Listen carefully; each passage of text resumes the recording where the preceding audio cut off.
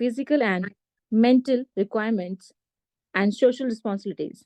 In this fast paced routine life, the requirements of the soul are often forgotten.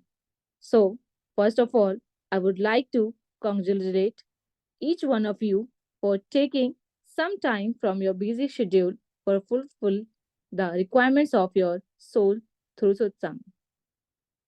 Recently, we have changed the format of this Satsang to include yoga and breathing exercise so that wider audience can get benefited from these sessions.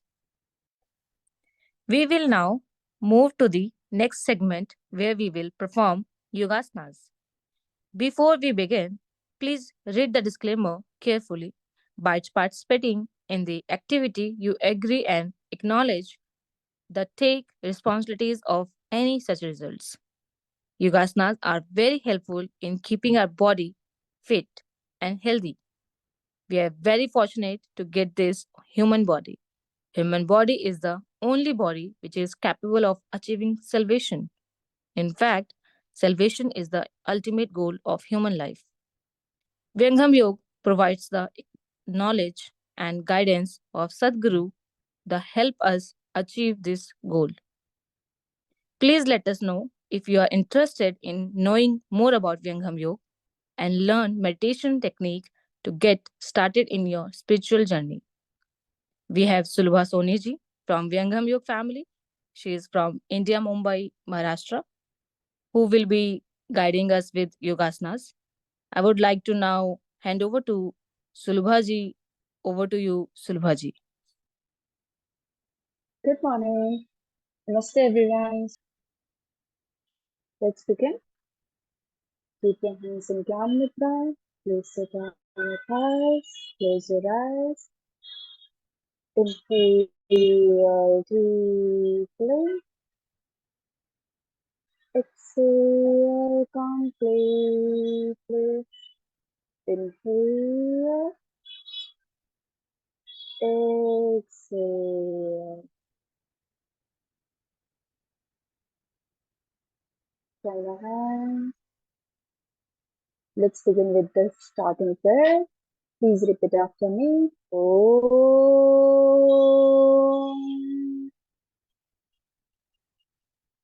Sahana Bhavatu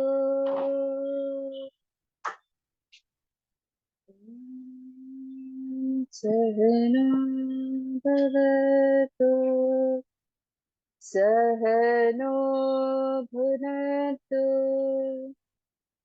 Sahano Bhunatu Sahaviryam Sarvavahe Sahaviryam Sarvavahe Tejasvinavadhitamastu Tejasvinavadhitamastu Ma Vidvishavahe. Everyone together. Om Shanti Shanti Shanti. Start rubbing your palms, make a calm, a gentle smile on your face. Please sit on your feel the warmness, gently massage your face. So today we will do two types of Surya Namaskar. First will be of Hatha Yoga and second will be of Vinyasa Yoga. Alright, everyone is ready? Please on your camera, guys. Each and every yogi, where are you?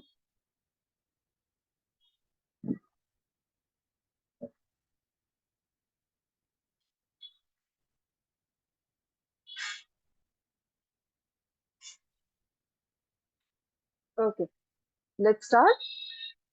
Come at the edges of your mat. That is the very first step. Inhale and exhale. Join your hands. Inhale, hands up and arch back. Exhale, Hands palm forward down next to your feet. Inhale. Take your right leg back, knee down, toe pointing back, and stretch yourself. Make sure everything will be one single line. Your hands and your legs. Open your hips. Look at the roof. Retain the other leg back. Lean your body a bit forward. Exhale, drop your knee. Chest, chin on the ground.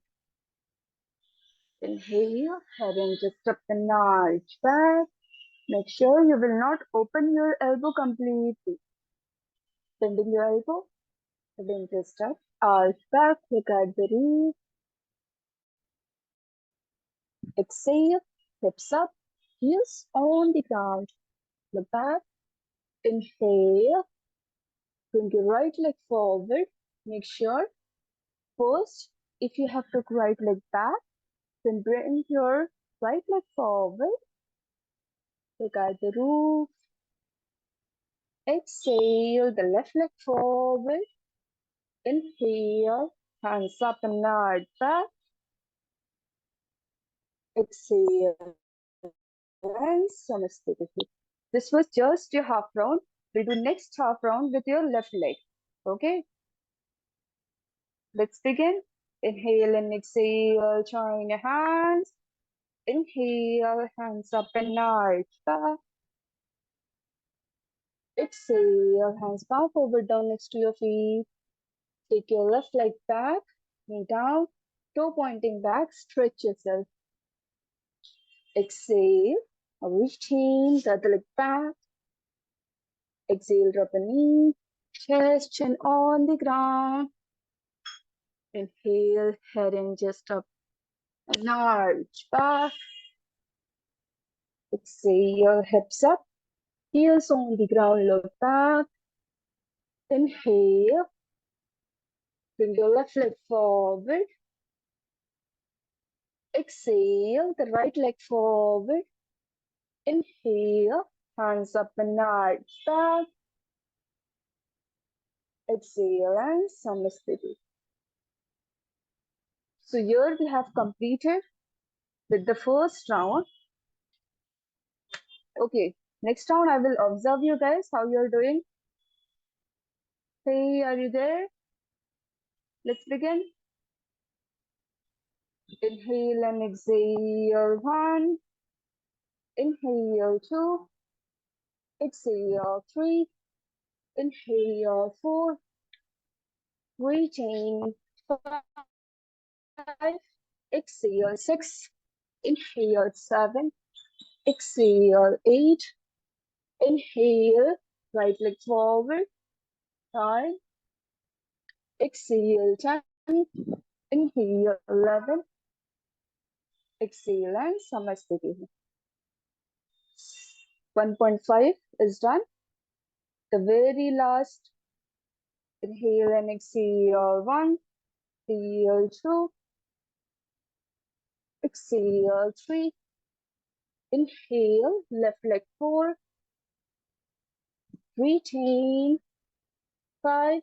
Exhale, 6. Inhale, 7. Exhale, 8. Inhale. Oh, sorry. Left, 9. Exhale, 10. Inhale, 11. Exhale and Namaste. So here we have completed with Hatha Yoga Surya Namaskar. Okay. Moving next to Vinyasa Yoga. This everyone can do. You just need to focus and do. Follow each and every minute step before doing. No precaution should be taken. Only you have to see your breaths, that how many times you're taking breath, where you have to retain, where you have to, inhale and exhale.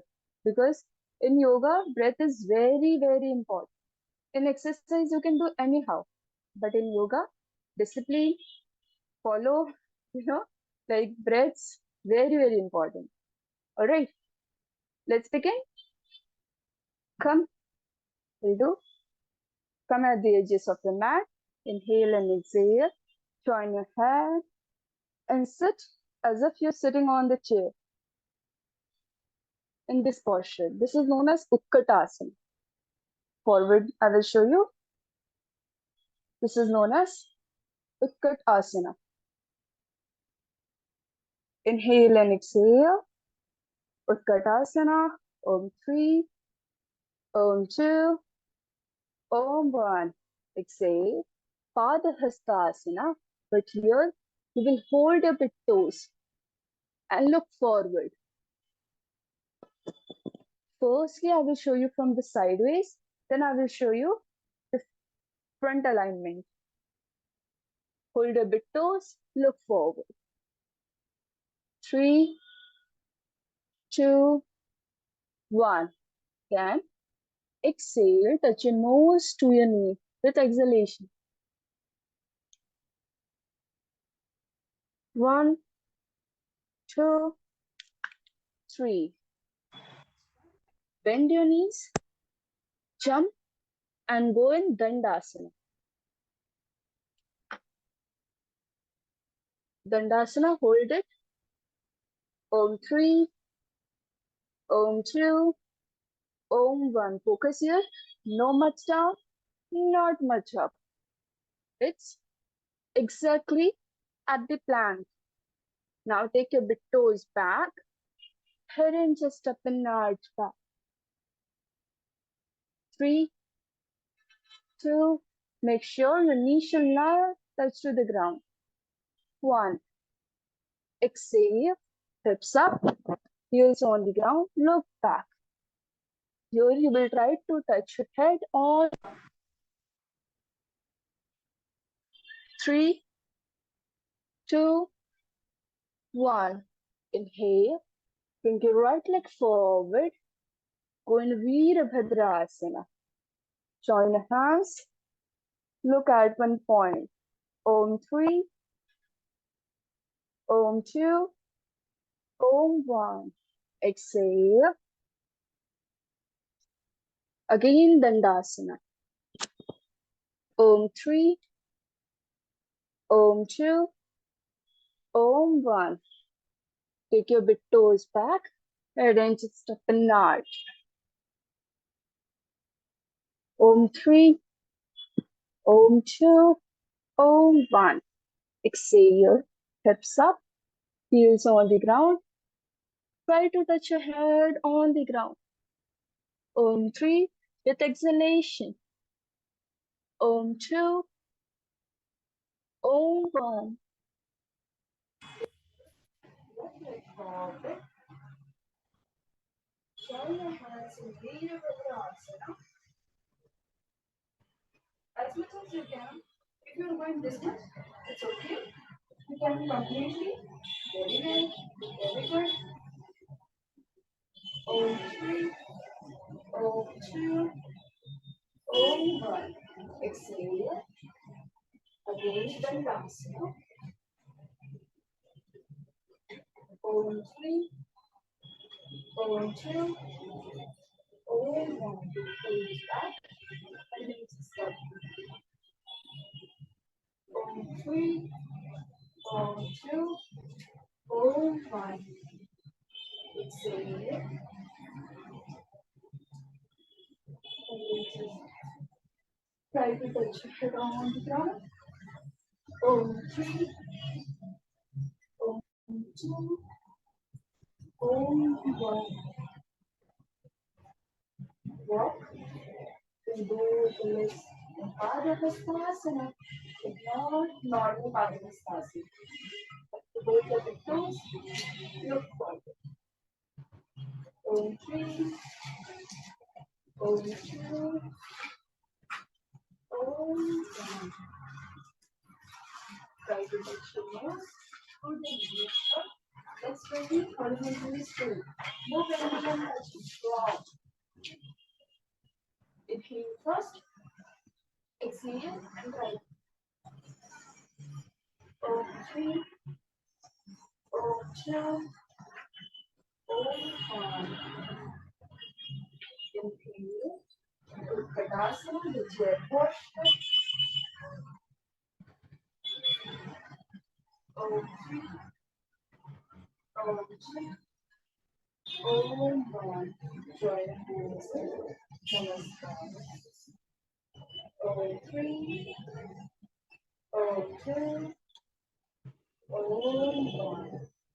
After doing asanas, you have to do savasana.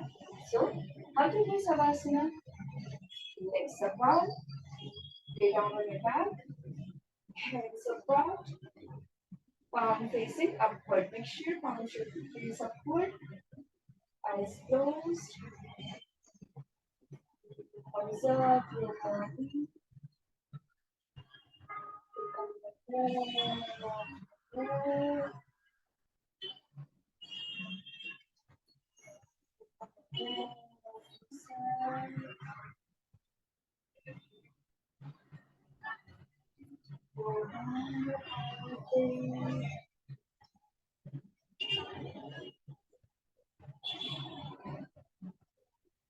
Feel the vibration, feel the sensation of your body. Hands free, shoulders free. Relax. Afternoon.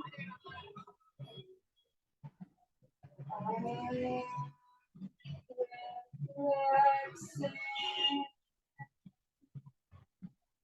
mind.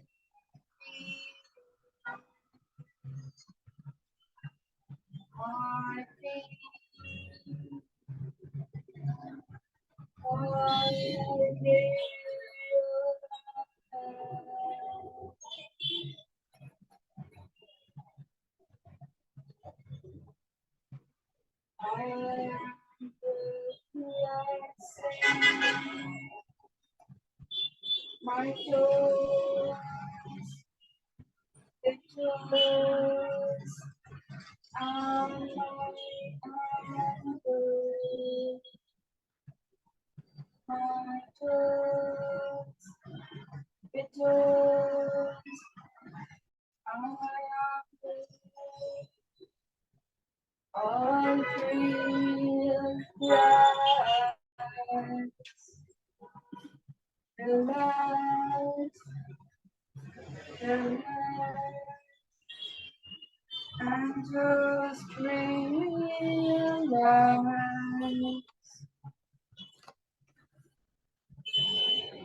I am relaxing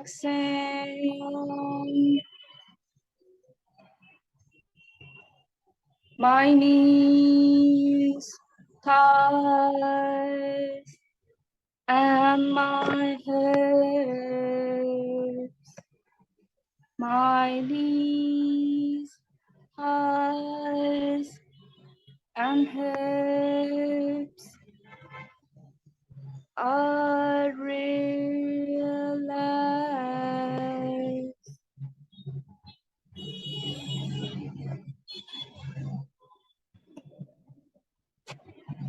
I am relaxing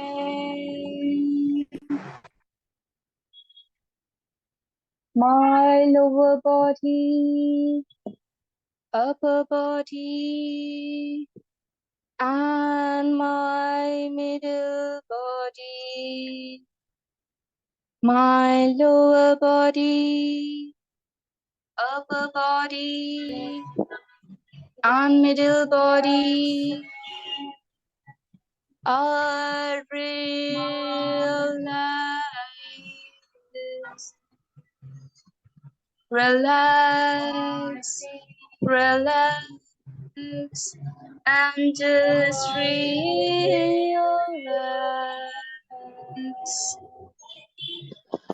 Take a deep breath in. Slowly breathe out. Feel the silence. Surrender yourself to Almighty God. Surrender yourself to Mother Nature. Let it heal you, heal your body. Find the innocence within you. Purify your soul.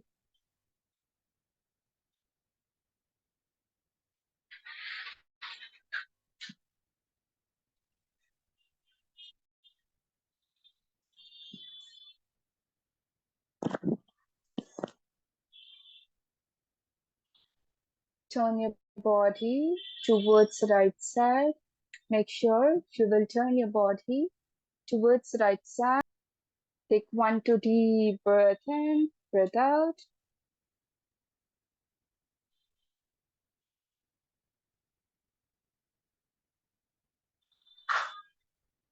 And slowly come to the sitting. Very gently come to the sitting. Okay, yes, feeling relaxed. Everything is fine. All right, let's start with the prayer. Close your eyes. Hands and join. Namaskaram. Inhale. Let's start chanting Om for 3 rounds. Om.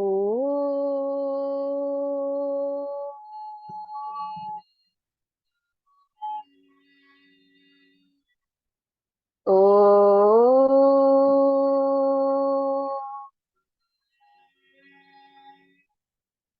Om.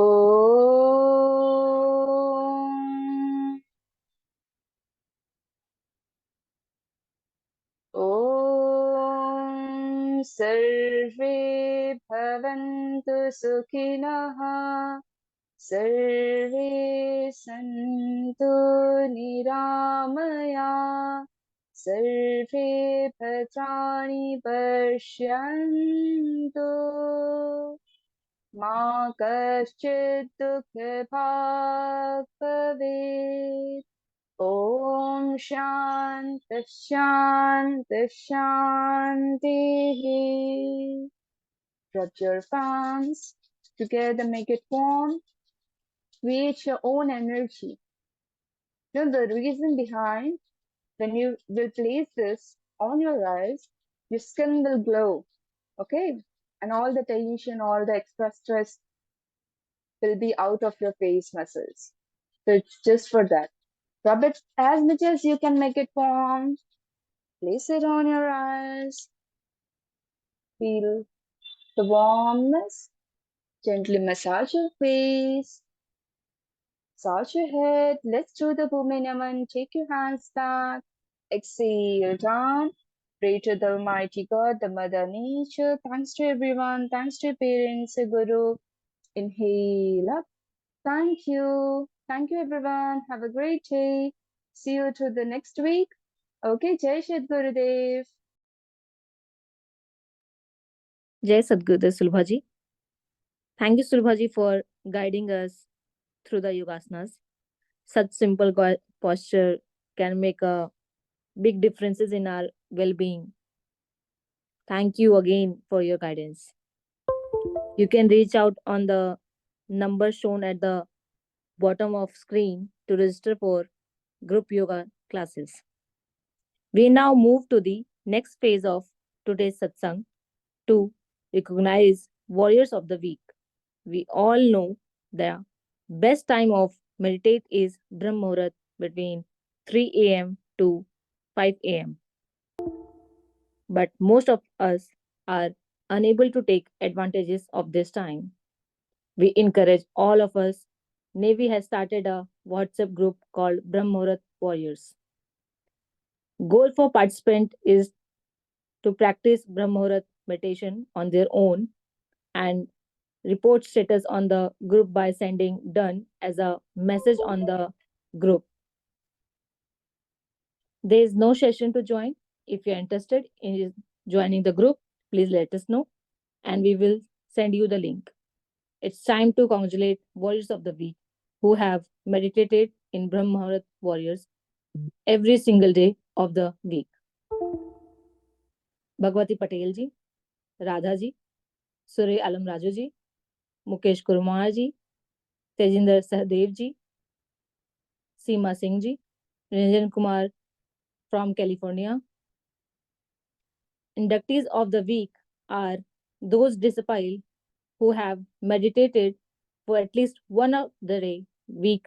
Inductees of the week are Yogesh Sirsagar ji, Manoj Gupta ji, Shri Rang ji, Prachi Sirsagar ji, Soumya Ranjan Swain ji, Dave Miller ji, Sudhanshu Kumar ji, Alok Ranjan ji, Amit Talekar ji, Lal Mani ji, Niranjan Kumar ji from Atlanta, Om Sai Ram ji, Rashmi ji, Anita Singh ji, Dimple ji, Sanjita Ghosh ji, Sri Ram Sahu ji. Thanks to Navy for such a great initiative and warriors and inductees of the week to encourage all of us. It is inspiring to see that the list is growing day by day. We have started with 2 to 3 people and reached 20 in every very short time of period. Very encouraging. If you have not joined it, please contact us. There is no age limit, so encourage your kids and their friends too. We now proceed to the next phase of Satsang, Swarved Wisdom. We all know Swarved as the encyclopedia of spirituality. It contains all the explanation of deep secrets of the spiritual world. This book contains the explanation of experience of 17 long years of meditation of Sadgurudeo, Sadapaldev Ji Maharaj. During this session, the speaker will attempt to walk through his thoughts on one of the couplet of survey. This will be an interactive session, so please ask questions and share your thoughts and understanding after the speaker is done. Our speaker for today is Sudhanshu ji. He joined the session from Wilmington, Delaware. He is a Vihangam Yoga practitioner and Sadgurudeo Sevak from his childhood. He often shares his views on our weekly satsang on different topics of Vihangam Yoga. I would like to request Sudhanshu ji to take us through his bhav on today's couplet. Over to you, Sudhanshu ji. Thank you very much, Nehaji, for giving me the opportunity. So, first of all, I would like to put my prayers on the lotus feet of Sadgurudeo. Sarana Sharana Mai Sharana Hu He Guru Bandi Chhod Mohi Ubaro He Guru Yah Sao Bar Nihor जनाधीन वंदन करूं कही विधि की जैसे वार पार की गम नहीं नमो नमो गुरुदेव.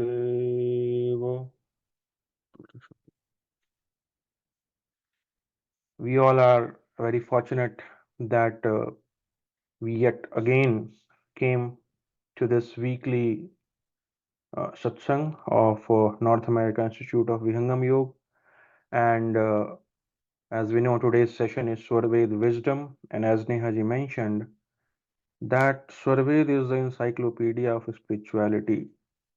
This is the book where Sadgurudev has revealed all the secret of the spiritual world. Now, in today's session, the couplet which we are going to read and discuss, that also talks about one of the very important point in a spiritual world, and that important point is bhakti. That important point is karma. What is karma? What is bhakti? And what is the difference? So let's go with the couplet first, and then we'll go ahead with the explanation of this couplet. I'll request anyone who has joined this session, please come forward and read this couplet for us, and then we'll go ahead with the explanation of this couplet. Anyone, please come forward and read this couplet.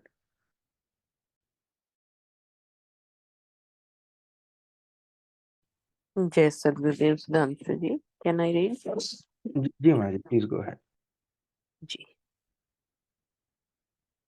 एक कर्म हरु भक्ति है यह समझब अज्ञान, बोधहीन दल दल फंसे, कर्म भक्ति दो ज्ञान। जय सद्गुरुदेव। Thank you very much, Mayaji, for reading this couplet in so melodious voice.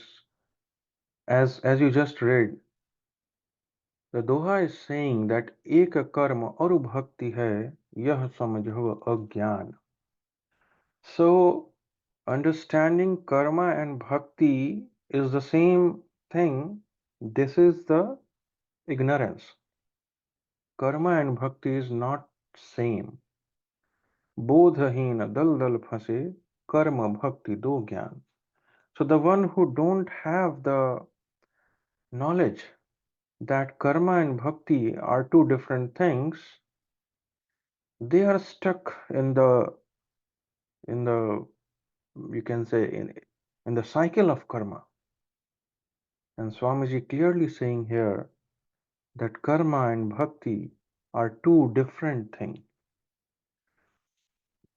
Now the question is, if karma and bhakti are two different things, then first of all, what is the difference between karma and bhakti? And second, how we can go from karma to bhakti? These are the two important questions what we can gather from this couplet. First of all, what is the difference between karma and bhakti? And how we can go from karma to bhakti? So let's discuss about this first. I'll try to explain the basic difference between karma and bhakti, and then I'll take all of you from a brief introduction of karma and how we can go from karma towards bhakti. I'll try to cover these 2 points in today's session. So first is the difference between karma and bhakti. Swamiji has explained very clearly in Swarved. Just one couplet itself explains the basic difference. So what Swamiji is saying, साधन मन के साथ है तब तक भक्ति नाही, निर्मल ऊर्ध्व प्रवाह में अमन भक्ति घट माही. What it means, until the mind is with us, either we are doing the sadhana in the presence of mind, not only sadhana, all the actions what we are performing with mind, till that extent it's not bhakti. And when bhakti happens, when there is no presence of mind, when we execute the karma and when we execute the sadhana in absence of mind, nirmal urdhva pravaha mein aman bhakti ghat mahi. When we are aman, when there is no mind, then only bhakti happens. So this is the basic difference between karma and bhakti we can understand in the beginning. When we are executing the things in presence of mind, then there is karma. When we execute the things in absence of mind, then it is bhakti. You can divide it like this: presence of mind and absence of mind. So it gives us one more clarification that where, at what extent mind is present with us. So Vihangam Yoga says that mind originates from Akshar Brahm. So, and this entire Prakriti is within Akshar Brahm. So, what it means, till our consciousness is in this Prakriti, till our consciousness is in this worldly affairs, we are with the mind. We are under influence of the mind. So anything what we are executing in this world, that comes under karma. We can take it from the other aspect as well. All the sakam karma, it means all the karma behind which we have uh, some intention to get something. Sakam, with kamana. So all those karmas are called karma. That's not bhakti. So till we are in this prakriti with our mind, whatever we are executing, that is karma. Swamiji says in Swarved, सृष्टि में देख विचित्रता, कर्म है कारण सोय, संचित और क्रियमान है प्रारब्ध क्रिया सोय. So Swamiji says that whatever we are doing in this prakriti, whatever we are doing in this world, in presence of our mind, in presence of our man, that is karma. And this karma have three types. That is kriyaman karma, sanchit karma, and prarabdha karma. In one line, if we try to understand these three karma, so kriyaman is if you did some karma and you immediately get the result, that is kriyaman karma. Like you eat your food and your hunger gone, that's the kriyaman karma. You drink the water and your thirst gone, that's the kriyaman karma. Immediately you are getting the result, that is kriyaman karma. Sanchit karma is the karma that you performed it, but you are not getting the result right now. You will get it later. So your karma gets stored. That's in Hindi we call it as sanchit. So that karma is your sanchit karma. And what is prarabdha? So when you are taking the birth, then from the storage of your sanchit karma, a section of that which you have to experience in this life, that karma came as a prarabdha. Before taking the body, you get your prarabdha from the bank of sanchit karma. A specific section you have to bear in your this life, and that we call as a prarabdha. प्रारब्ध पहले बना पीछे बना शरीर. So this is the three classifications of karma: kriyaman, sanchit, and prarabdha. And all these are karma. Now the question is, then how it is different than bhakti? So bhakti is the one which we perform in the absence of man, in the absence of mind. And karma is the one which we perform in the presence of mind. So how we can go from the state of karma to bhakti? Let's try to understand this. We are in the human life. We are under the guidance of our mind. Our mind is guiding us in this world to do all the tasks. So whatever we are doing under the influence of mind. So that is the karma what we are performing. So how we will go from this karma to bhakti? So Swamiji has explained three types of karma, which explains how we can go from karma to bhakti. First one is the karma, what we are doing under the influence of mind. The second is vikarma. What is vikarma? So Swamiji says, कर्म छुटे जहि कर्म से सो विकर्म शुभ कर्म जिज्ञासु आश्रय रहे सेवा करत विकर्म. So vikarma is vishesh karma, the special karma. Vikarma is the karma through which you get rid of from the karmas. You go from karma to bhakti through vikarma. So vikarma is those special karma, those special karma which helps you to transition from karmic phase to the bhakti phase. We can take it that way.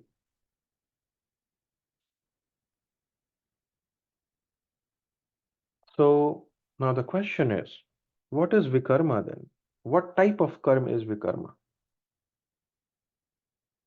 So Swamiji says, सत्संगति सदगुरु शरण सेवा भाव विचार उपकार गुरु पाठ है यह विकर्म जग सार. So the satsangati, so the satsang which we are joining, that is vikarma. Sadguru sharan, going to the shelter of the master, to the shelter of the Sadguru, that is vikarma. The bhav of seva, that is vikarma. The feeling of well-being of others, that is vikarma. So these all karmas, what I just mentioned now, these all comes under vikarma, vishesh karma. And what it does, it helps us to transition from the phase of karma to the phase of bhakti. The karma gives us the bondage. The bhakti happens in the state of freedom. Bhakti never bound us. Karma always bound us. That is the difference. Why karma bound us? Because the rule of karma is whatever you perform, whatever you act, you have to bear the consequence of that. You are free to do the karma, but you are bound to face the consequence. Karmanyevadhikarasya ma phaleshu kadachana. We are free to do the karma, but we are not free in experiencing the result of that karma. So vikarma is the karma which helps us in transitioning from karmic phase to the bhakti phase. Now the question is, the meditation what we are doing, as Swamiji said that you went to the Sadguru Saran, that is vikarma. You are in satsang, that is vikarma. You are performing seva, that is vikarma. You are doing meditation, that is also vikarma. Why? Because initially when you are doing the meditation, first level of meditation, second level of meditation, third level of meditation, till third level of meditation, you are with your mind. That's what Swamiji said, sadhan man ke saath hai. The sadhana which is in the presence of mind, with the mind, tab tak bhakti nahi. Till then, bhakti is not happening. Nirmal urdhav pravah mein aman bhakti ghat mahi. So when your consciousness is the upward and there is no man, there is no mind, when you are aman, then only bhakti will happen. So in the Vihangam Yoga journey, we start our journey from vikarma.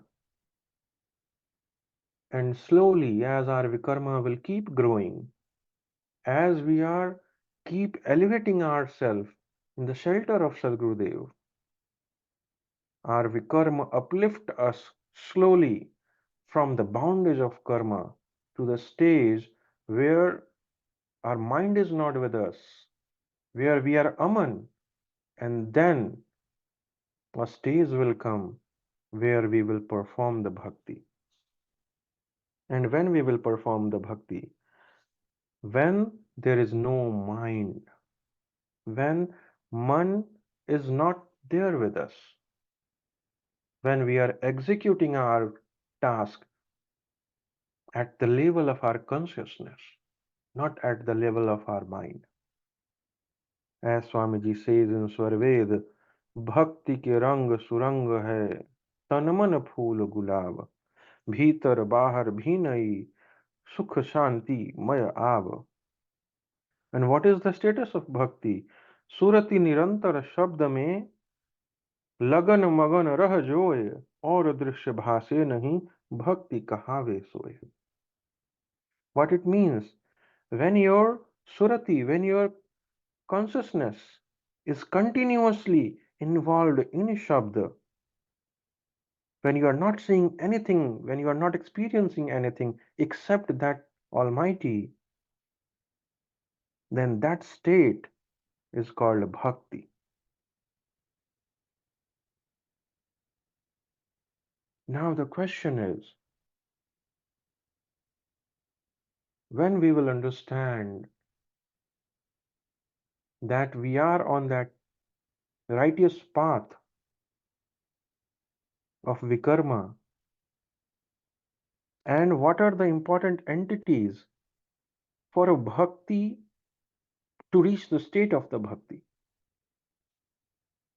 We are performing vikarma by doing seva, sadhana, and satsang. We are proceeding slowly in the spiritual path.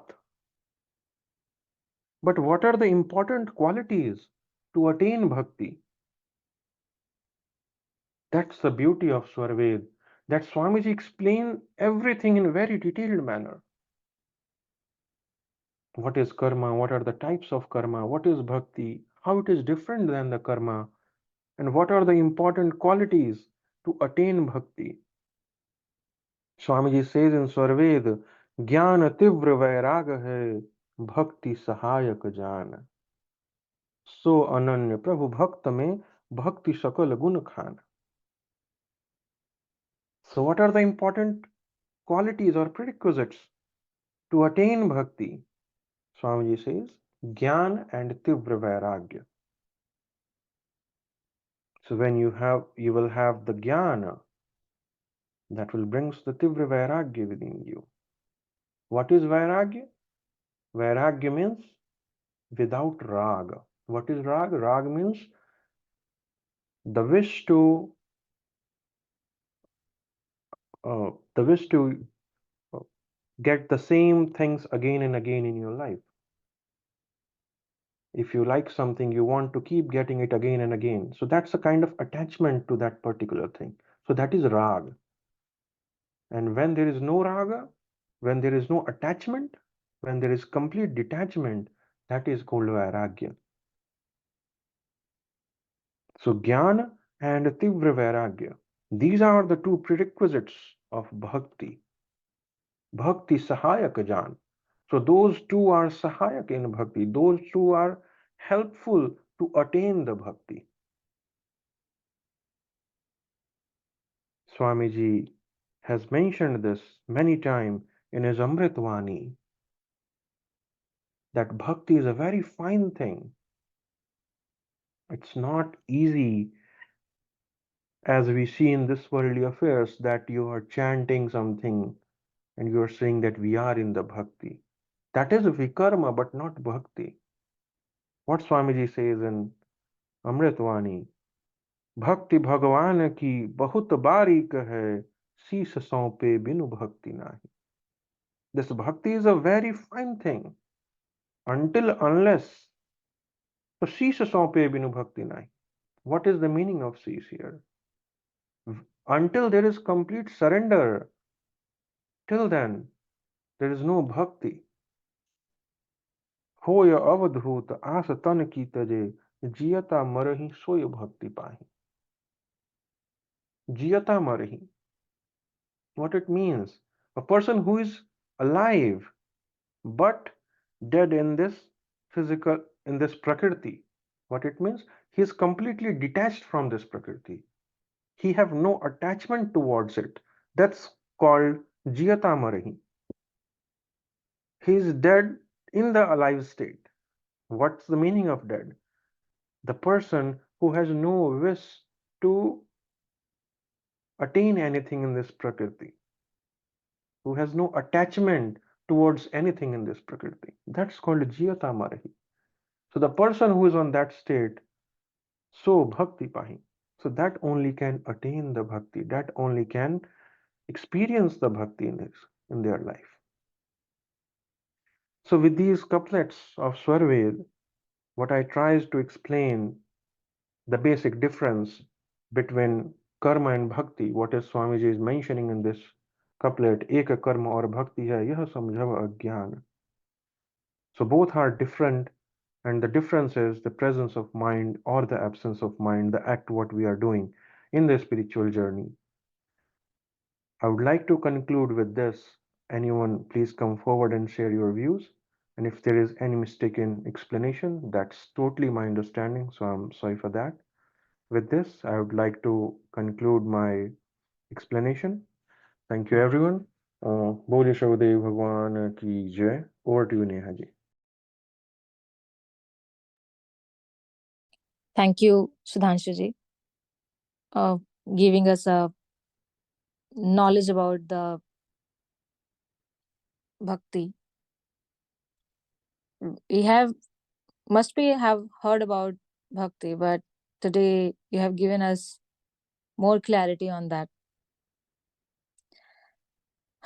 I would like to request that if anyone has any question or reaction or would like to add anything in that or anything of their narratives on the same line, please go ahead. Jai Sadgurudeo. Very good explanation, Sudhanshu ji. Kind of a review of what we have been hearing. I have just one question. What is the difference between akarma and vikarma? Is akarma is the what is after you do during bhakti, or is it something different?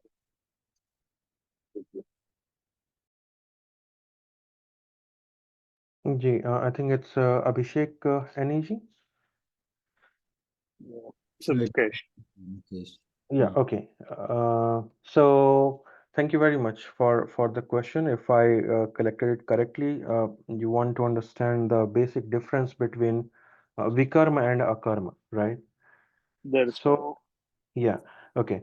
So as we just went through the explanation of vikarma, so vikarma is the karma which we do to come out from the bondage of karma, right? That's the Vishesh karma, which takes us from karma to bhakti. That is vikarma. That is Vishesh karma, right?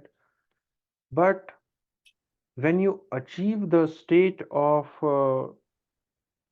bhakti, when you are jivana mukta, right? At that level, when a soul is performing the action, right? That that karma is called akarma. So Swamiji says in Swarved as well, जीवन मुक्त के कर्म जग सो अकर्म कर जान कर्म करे फिर नहीं करे कर्म भोग नहीं मान.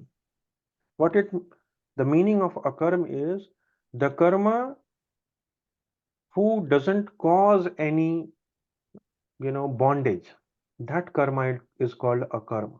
So which kind of karma doesn't cause any bondage?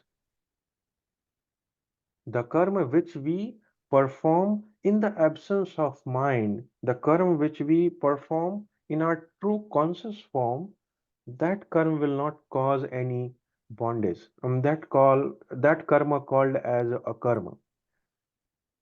So in another word you can also say that in Gita when uh, Lord Krishna is explaining about nishkama karma, right, and sakam karma.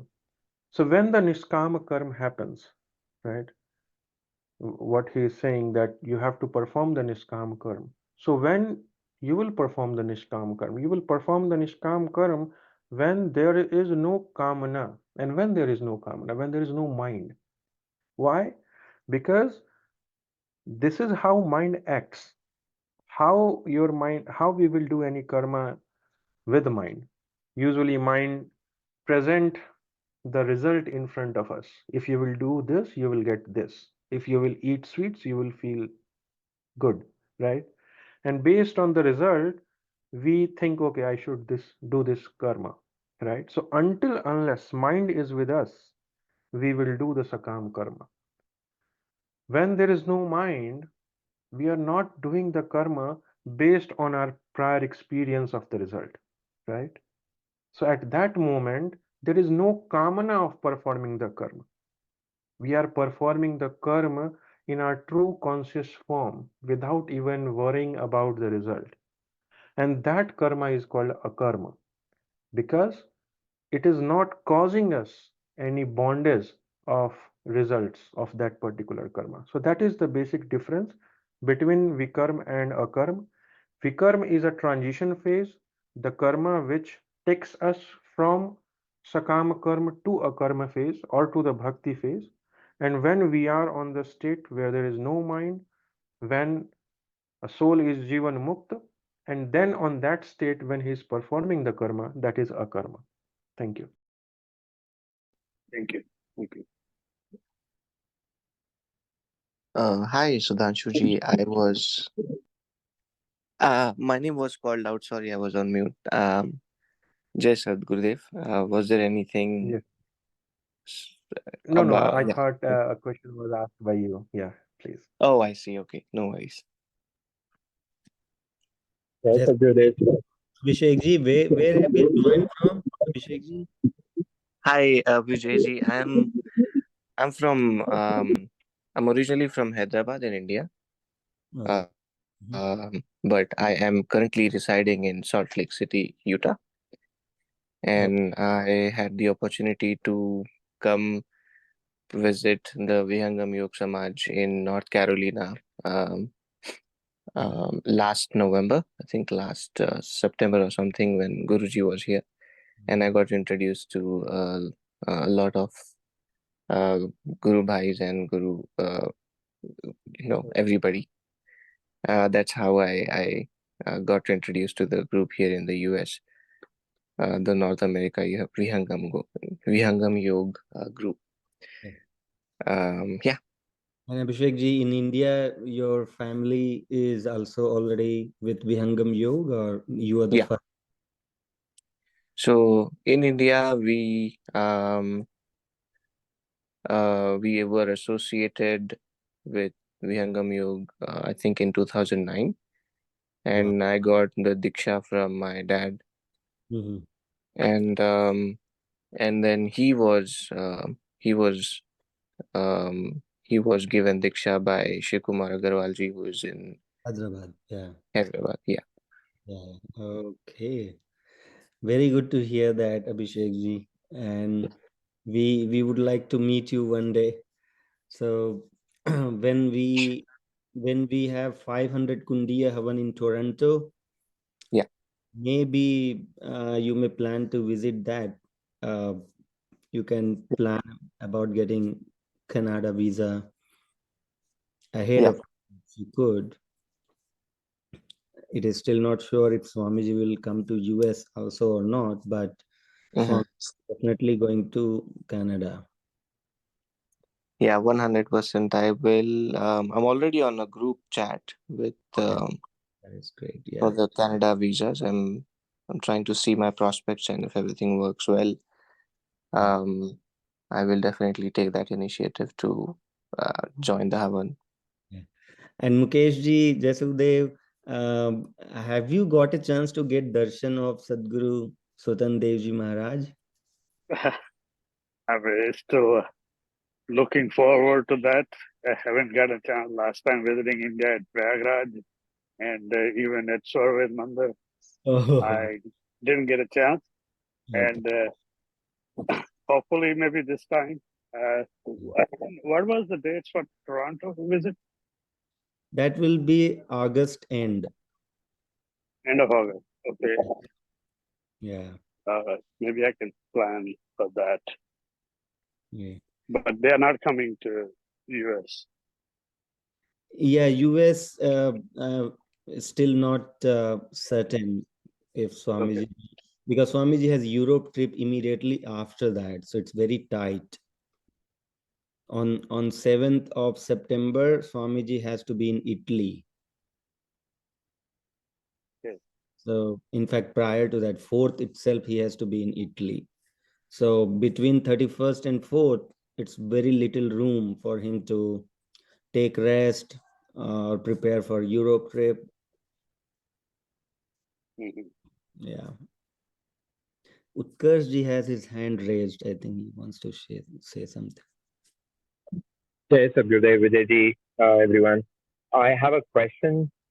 Um, so I know in the first three stages of Vihangam Yoga meditation, we are still far away from reaching what the akarma stage is, right?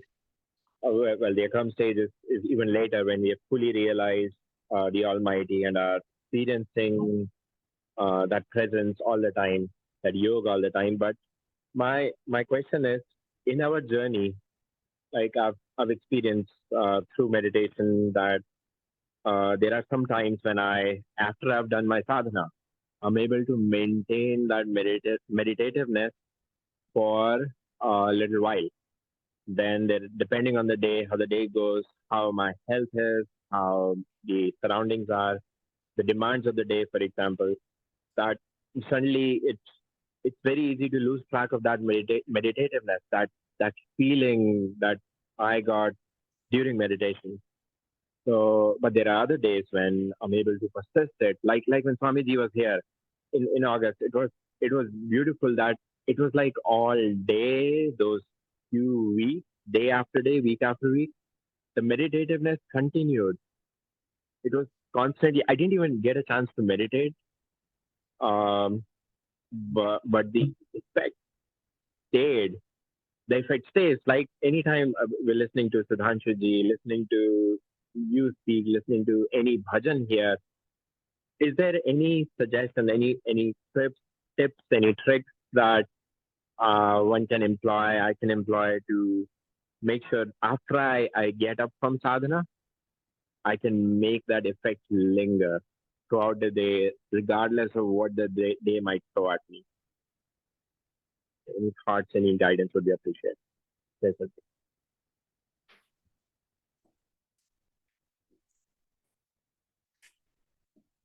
Yeah, Ji, it's very Vijay good. bhai, please go ahead. Yeah. No, I that's what I wanted to say. This is a state that every one of us wish to be in, and I would say Sudhanshu ji to add his experience, Yogesh ji to add his experience. How do they maintain such a noble state of mind throughout the day?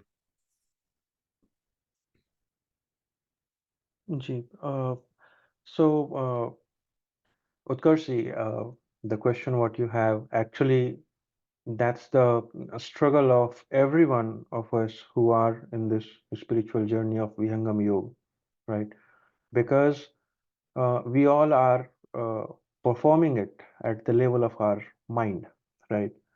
And as Swamiji has mentioned in Swarved, until unless we are at the level of mind, it is not, you know, constant that we will be on that spiritual, high spiritual state, right? As Swamiji mentioned, mana क्षणिक वैराग ले चढ़े उतुंग आकाश तुरत राग में गिरत है Sadguna Jiva Vinash. So, till we are with mind, and mind is, very fluctuating. It keeps moving from one to another subject. So, that is certain that it will not keep us at that higher state all the time. But how we can maximize that duration, so for that we can understand how mind work, and we can try to the maximize that to be on that particular zone. So as we heard many times, our uh, Vihangam Yoga speakers, that if mind picks certain subject, it tries to be on that particular subject for a longer time, right? So that's the nature of mind. So uh, what I heard and what I tries to practice is, uh, if you want to be on that higher zone, I mean, higher zone means if you want to be on the uh, zone of spirituality where you are always either thinking about the master or always uh, be on that meditative state. Uh, the practice is to, one thing which I heard when I was in the Ardha Kumbh last time, that twice the meditation is the minimum requirement. But whenever you get time, it's not like always you have to sit at certain place and then you have to start it. Whenever you get time, if you perform it, so it's like a practice to control your mind and redirect it to the certain direction. That is one of the thing which we can do. What is the second thing? Second thing is keep remembering the master, right?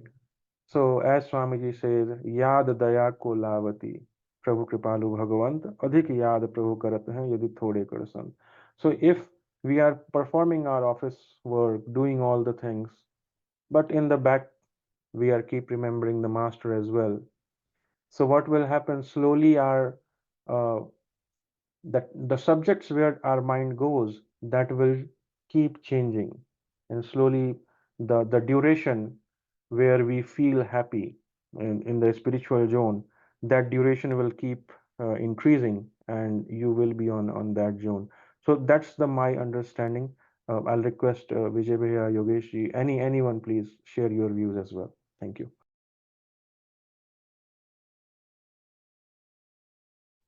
Jai Sadgurudeo, this is Niranjan. I think Utkarsh, this was a beautiful question, and everybody has to face that pragmatic situation, because our practical life is like Kurukshetra. In Mahabharata, the Kurukshetra is the depiction of the workplace, modern day workplace, or everyday workplace. Actually, it has never been modern for our current times. And Sudhanshu said it very, very right, actually. And I just want to share what I do.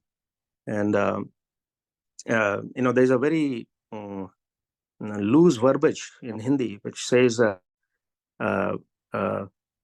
"Buddhi samsar mein aur man Ishwar mein." I think this sums up. And so when we are tackling situations in the workplace or family situations or whatever materialistic situations, we apply our intellect, and the mind will, of course, will be pulled at that point of time. But the intellect, the beauty is that it's a knife. It will either solve the situation or not solve the situation. And the mind, when we begin to dissect the mind and the intellect separately, and we learn to use the intellect in most of these pragmatic situations. For example, if we have to make a decision about making a property purchase, for example, right? Then you do accounting, you do a good solid balance sheet, that what is good, and that's all intellect. Once you're done, then that part is done. But the nature of the mind is, if we apply mind in any kind of dialogue and situation, then reverberation continues much beyond the actual time that work is being performed.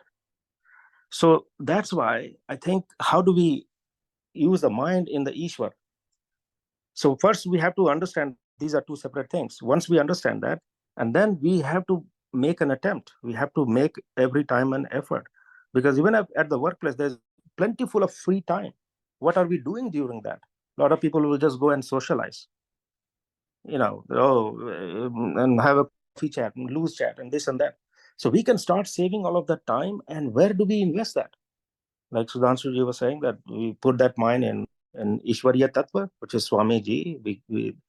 But that's also not easy, because the mind will move. So then the next big thing which I do is just constant satsang listening and develop a hunger for knowledge, transcendental knowledge. And it's like even when you're reading these days, these technologies have made it so efficient, YouTube and all kind of things, even though there's a lot of garbage information. But that's when we do satsang, then we lit our vivek, good discretion. We know who to listen and who not to listen. And of course, we will never be right. So that's what we have to use the discretion and develop the hunger. And then what we are doing is we are constantly dipping our mind to support the cause of the Ishwariya Tattva or cause of the Swamiji through the enhancement of knowledge. And then we also put absolute containment around the mind that it doesn't dwell on negativity, because negativity will happen all the time. And the only thing is, how do we shield it? And first, understanding that there's intellect, there's mind, and where to use intellect and where to use the mind. And mind has to be in the Ishwariya Tattva as much as possible. And I think then there will be some level of freedom that happens in everybody's life. Once a person trains themselves like that, how to, like in the battlefield of the Kurukshetra, Arjun and Bhagwan Krishna, they were not petrified or by the battlefield. They were just performing their actions. And so very similarly, so we just have to relate each other, and that's where the satsang is, and develop a hunger where we can immerse the mind. And that's all I had to share. Thank you. If other Guru Bhai has more comments, edits, please share. Thank you. Jasudev, I want to take brief time to just touch upon this Swarved Doha to bring about the aspect for which this Doha was written. So let us look at how every one of us or the religious people are performing bhakti today. People are performing bhakti. The word performing bhakti itself is contradictory to each other. These words perform and bhakti do not go together actually. But in reality, what is happening these days is people are performing bhakti. Only actions are performed. Bhakti is not performed. What do we perform? We perform only actions. So with this itself, we can understand, we go to temple or any other religious place, we either chant mantra or we remember Almighty in whatever form we could in our mind. Somebody go around the statues to take fera, somebody chant mala, or various other actions that people are performing in the name of bhakti. But anything of that sort that we are performing, Sadgurudeo is making it very clear that with the ignorance about what actually true bhakti is, people have forgotten the difference between what the karma is and what the actual bhakti is. But whatever people are doing, whatever we are doing, forget about people, we all, whatever we are doing, if we know the reality of why we are doing this, then at least it will help in making progression towards attaining the state of bhakti. So when we go to temple, when we chant prayers, we sing prayers, we are not doing bhakti at that point of time. We all must be very clear about it, that we are not doing bhakti at that point of time when we are chanting or doing whatever we are doing in the name of bhakti. We are definitely not doing bhakti yet. We are not yet in the bhakti. But whatever we are doing, this is just a process to request Almighty, to request Sadguru that please grant me bhakti. Prabhu ji, bhakti achal mohi dijaye. The bhakti is something that we are demanding. Bhakti is something that we are asking, we are begging from the giver. Bhakti can only be given to us. We cannot perform bhakti. Bhakti is a state that can be given to us. And for us to get that bhakti, we are going to temple, we are doing all this. And in a way, we are preparing the platform within us so that one day Sadguru gets pleased and he grants us bhakti so that we can experience Almighty. So many people, if they are not very clear about it, then what they will constrain themselves into is just visiting temple and or just chanting or whatever rituals they have in the name of bhakti. There are people who read Hanuman Chalisa or Ramayan or so many other scriptures, and they do it religiously every day, and they think that this is the complete set of bhakti that they need to be doing for their spiritual upliftment. But the point that people are missing because of ignorance, it's just that people have not yet got the complete picture of it. So because of ignorance, what people are missing out is that they are not putting an effort to connect with the giver of bhakti. They are just keeping themselves confined into those set of actions which they consider as bhakti. And they are not putting an effort, they are not even seeking. In fact, when people go to temple, what people should ask from even those deities is, please, in this human life itself, grant me a boon that I can find the Sadguru in my life. That should be the biggest gift from the deities to any human being. Because आगे द्वारा बंद है, भक्ति भेद बहुभेद, बिन सदगुरु की भक्ति के प्रभु की भक्ति न वेद. How the bhakti of Almighty will happen, that knowledge will not unfold until one gets connection with Sadguru. Because Sadguru is the one who has the key to unfold or to demystify how our consciousness can attain the bhakti of Almighty.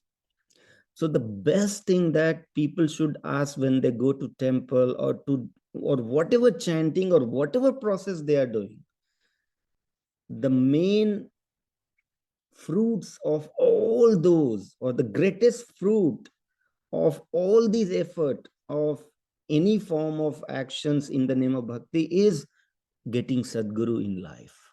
That is the greatest thing that one can get out of all these effort. And once Sadguru is in our life, then what we should all do is again in the name of getting the state of bhakti only. Even from Sadguru, we should then start asking bhakti. Ki Prabhu, all these lives, for previous thousands of lives maybe, I have prayed different deities so that I can get you. And today I got you. Today, O Sadguru, the human form of Sadguru, fortunately, is now in my life. So all these thousands of lives, I prayed only so that I can get the way to bhakti. And now you are there to show me or to take me to that state of bhakti. So from Sadguru also we should continue now asking for the bhakti. But now the difference is now we are with the actual giver of bhakti. All different effort or karma that we did in temples and various scriptures, reading and chanting and all that, were not capable of giving us bhakti. Please know that. But they were all the reasons why we get Sadguru in our life. So Sadguru milna kathin hai. Utho jago dhai. Sadguru खोजो शरण लो दाव चूक नहीं जाए. दुर्लभ इस सन्मार्ग को भाग्यवान नर पाए. देव सदा फल हरि कृपा और सेवा जित प्रिय शिष्य में यह अनुभव गति आए. दुर्लभ सदगुरु पंथ है भाग्यवान नर पाए. देव सदा फल हरि कृपा तब अमरापुर जाए. So in all these, we must be very clear about why we were going to temple, why we were chanting mantras, why we were reading, we are doing Hanuman Chalisa and this and that, so that we become eligible one day, and the Almighty, as the fruits of all those actions, all those karma that we did in the name of bhakti, they were not bhakti, they were karma, but we did that in the name of bhakti. But as a fruit, the greatest fruit of all those karma that we did in the name of bhakti, Almighty grant us Sadguru. So Sadguru is the greatest fruit of all those karma that we did. And now when we have Sadguru, then under the shelter of Sadguru, the Vikarma journey begins. Vikarma journey begins under the shelter of Sadguru. Now having devotion for Sadguru in the mind, when we perform everything, we do satsang. For example, we are sitting in satsang. Just sitting in satsang is not vikarma. If you are sitting in satsang and you're taking it just like any other discussion forum, and it remains just that, then we are not yet doing vikarma. This satsang will become vikarma only when we sit in satsang with seva bhav. Only when the seva yukt satsang starts happening, then it becomes vikarma. The vikarma journey, see, journey is something that, something has to make you progress from what you are to something else. And for any progress, you need a vehicle. So what is the vehicle of making progress in the spiritual journey? The vehicle is seva. Seva is the vehicle. So whatever we do, whether we are sitting in satsang, if you come off the vehicle of seva, if the bhav of seva is not there, that means you're not making progress, because you have left the vehicle. The carrier that was supposed to carry you forward, you came off it.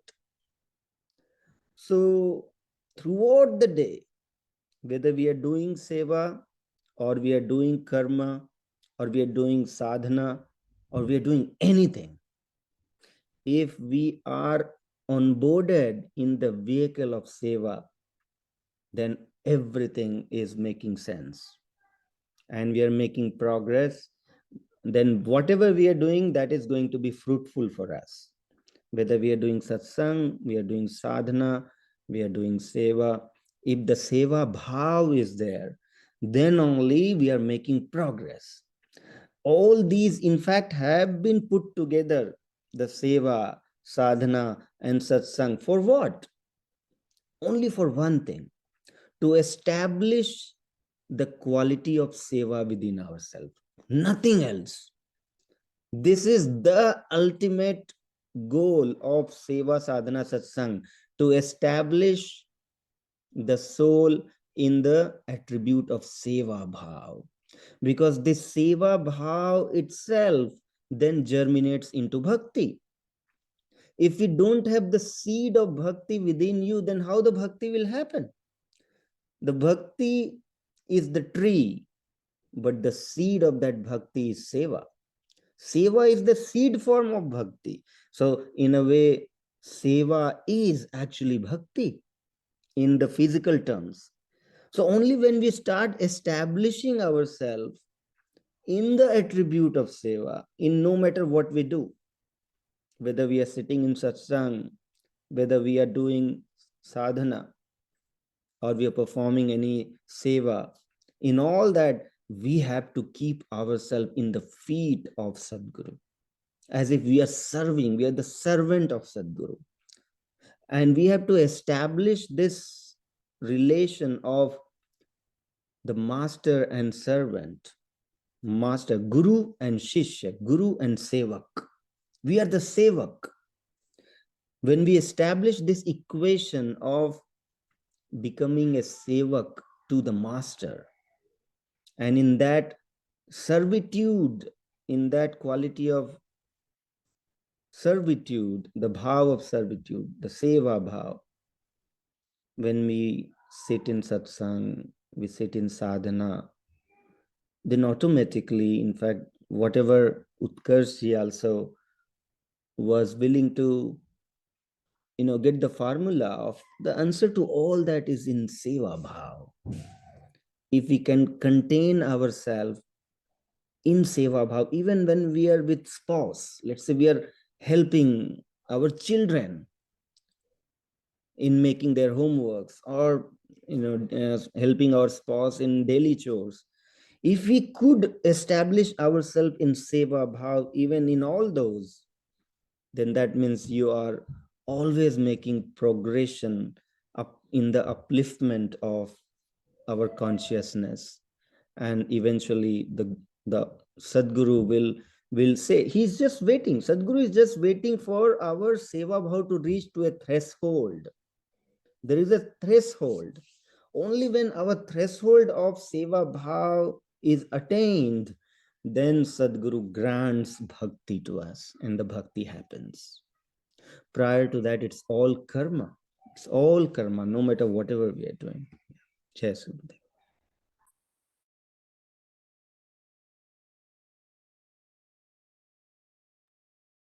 Thank you so much, Vijayji. Yes, Sadgurudeo, one question. I Ji. think that was a very beautiful explanation by Vijayji about. My question is, the seva is done by tan, man, dhan. So in the Kurukshetra, how do you maintain that seva bhav? I mean, that would be more like a nishkam karma is the best you can do, while because the mind will still have to be thinking about the Swamiji, which is smaranam. So just trying to kind of understand, like, is it the seva by man, or what exactly? How do you establish yourself? Like 12 hours, if you are in the work zone, then how do you maintain that seva bhav in that 12 hours? Ji. Thank you. Yeah, this is where we understand that our bhav can only be disturbed when our mind is able to pull our consciousness into the worldly subjects intensely, as if it will distract our bhav, the seva bhav that we wanted to be established in. And this disturbance from that state of seva bhav is possible only when we lose the impression of the truth and untruth. And that's why, Gyaan and Tibra Vairagya, these are the two, the Vaishakhi, of any lame person who takes support of, right? These are the two pillars of Bhakti Bhav, Seva Bhav. Seva Bhav can also stay intact only when we always remain in the wisdom, and we are able to maintain the distance or the disconnection between the subject and you. If there is no rag within you, even for the work that you're doing, many times when the work we do, we get so attached to it that only that you feel like, okay, I did this and that, and then you start unnecessarily, you start engaging your consciousness again and again in something that you achieved or something that you did not achieve. All that is because of raga, because we get so much glued to that. But if we can maintain the distance between us and the work that we are doing, whatever time you're spending to the work, that time is the only time when we need to put our consciousness over there. But then again, as you rightly said, that we should stay in the seva bhav. The bhav is important. If we stay in the seva bhav, stay humble, with seva, how basically with seva, the ego will not come. So if we are doing any actions and we're still feeling gratitude for everything, even though you're achieving things, but if you're in the gratitude, that means you're maintaining the seva bhav. But the moment you start developing the pride of achievement that you're getting, that means you're losing the grip of seva bhav. So in the battlefield, as you said, maintaining seva bhav simply means maintaining your composer in righteous attributes all the time. If we are maintaining the composer of righteous attributes, the 10 dharmic attributes, Chiti meaning the patience, Shama means forgiveness. So Dhiti Shama Damosteyam Shaucham Indriya Nigraha Dhir Vidya Satyam Akrodho Dashkam Dharma Lakshanam. So if you have dhriti, if you have dhairya, if you have forgiveness, if you have indriya nigraha, meaning you engage your indriya only when it is required. Once it is done, you just pull your indriya. You just do nigraha of your indriya. You don't over-engage yourself. And here even the mind, you don't over-engage your mind into something. So maintaining distance means this only, that if we are capable to engage it only as much as required, and then immediately if you are able to pull it out and then again dip yourself into seva bhav, maintain your remembrance of Sadguru and the bhav and the attributes, you are always conscious about what attributes you are in. The moment, let's say while working also, if you think that, oh, looks like the ego is developing now, if you notice it and you subside it down, you have a check on that. That means you are working upon maintaining the seva bhav within yourself. So it's like remaining in the conscious state, remaining in the wisdom of what is true, what is untrue, what is temporary, what is permanent. If we are constantly maintaining this awareness, and if we are maintaining the distance from the work, then I think there's only chance to maintain the seva bhav within ourselves. Yeah, thank you, Bajaj. I think that totally makes sense. And that is the abhyas we all have to learn. I think Karsh's question was like spot on, very much practical for grahastha ashrams.